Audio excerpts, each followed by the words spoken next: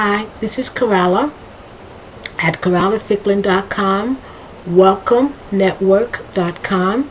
Come into WelcomeNetwork.com and then you'll see the network of all the different sites that we have available. You can choose your subject matter, whether you're talking about English, Spanish, French, whether you're talking about in English, whether you're talking about at the very top of the language like prefixes and suffixes and roots, versus at the very, very bottom, and I mean bottom of the language, whether you're talking about vulgar expressions, expressions that I wouldn't be able to make videos of.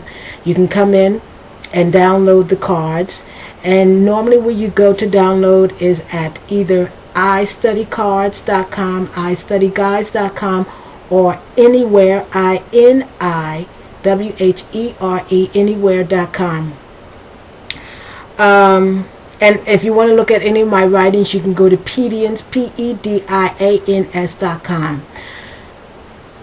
Some videos are easier to make than others. When you talk about homographs, a little bit difficult to explain because you're not always sure that people are understanding what you're trying to. You're not always sure. It's not that if people can understand you, if you are being clear so that people can understand you.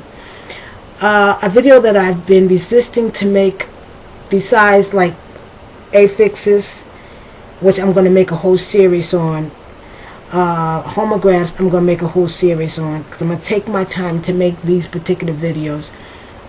Another subject matter is false cognates. That is from false cognates when I'm talking about Spanish and English. Later I'll talk about French and English. They have a lot of false cognates. Alright, so first of all, you know that English and Spanish, as well as English and French and Italian, but mostly English and French, but also English and Spanish, they share words. One of the reasons they share words is that English has a lot of Latin-based words. Okay, but you know when a word comes into a language, whether it comes directly through that language, let's say the word comes directly from Spanish into English, or whether it comes indirectly, let's say through Latin, and both languages have that word through Latin, whichever way it comes, you know that culture has a lot to do with language. So a word can originally come into a language with a particular meaning. Sometimes that meaning remains consistent, but sometimes that meaning changes.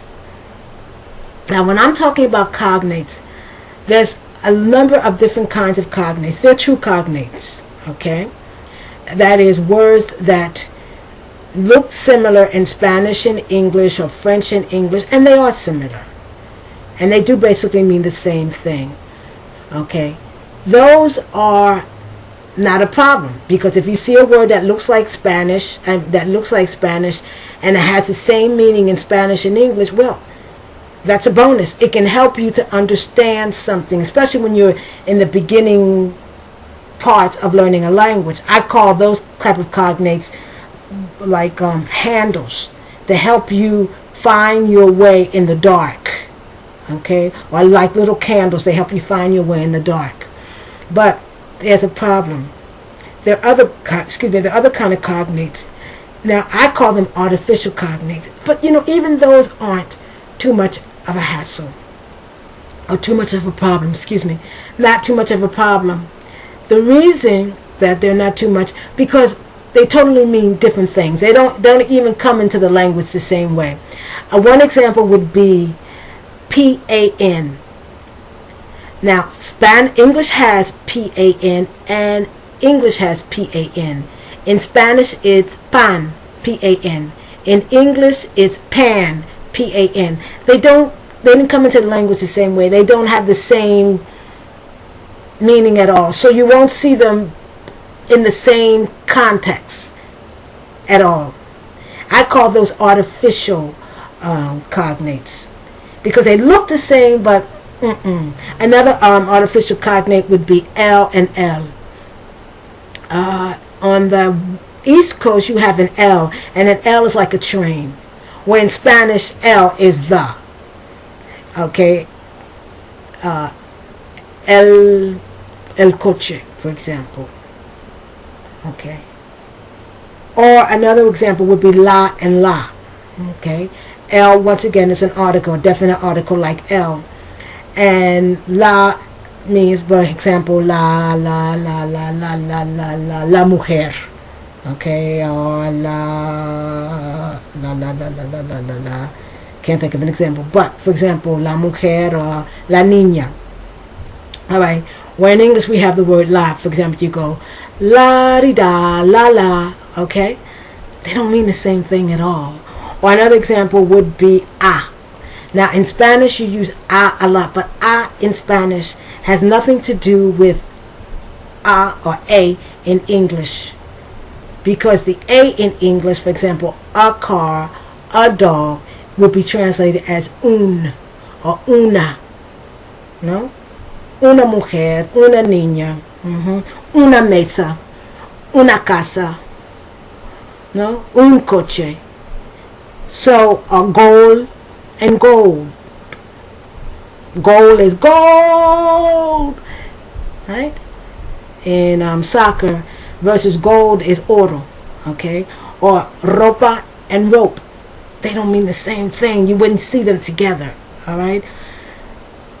The kind of cognates that are difficult are those cognates that sometimes almost mean the same thing, or one of the definitions of the cognate in one language or the other means the same thing. A primary example would be colegio, college. Now, both talking about school, okay? So you're talking within the same realm, both talking about school. But a colegio in, let's say, in Mexico is not the same thing as a college is in the United States. In the United States, you have a college. Now, a college could be either a 4-year college or a 2-year college, all right? But there you're talking about, in the United States, you're talking about higher education, okay? Where colegio is talking about a private school or secondary school, but it's not talking about a higher level of education. That would be universidad. In the United States, you also have university too, and a university is different from a college because a university contains a lot of different colleges. But there you're going, oh, when he says colegio, is he saying colegio in the sense of Spanish? Or when people see college and it's a 2-year college, or they see a 4-year college and they translate it as college, you're getting the general idea of education, but you're getting the wrong idea of what kind of education. Another one would be discutir. That also would be a problem, because to discutir and to discuss, you're talking, you're speaking. But discutir in Spanish would be more translated as to argue in English. Estamos discutiendo, that means we're arguing. Or another one would be negro and negro. My God, you can cause a lot of problems with that. Thinking you're saying one thing, but in reality, especially in the United States, you're insulting. Let me give you another example. And then in the second part, the second video, we're going to look at some cognates. Another example would be accidentado or accidente versus accident. Now, one definition of accidente is accident, but that's not the only definition. And there's definitions of accidentado and accidente which has nothing to do with English. One more example would be buffete and buffet, and buffet in English. So that's why cognates are difficult. It's when there's one definition that's the same in both languages, but you have to also understand the other definitions. So I call these near true cognates. Okay, I'm out of time, so the second part, I'm going to do a whole series. This is Corella Ficklin at CorellaFicklin.com.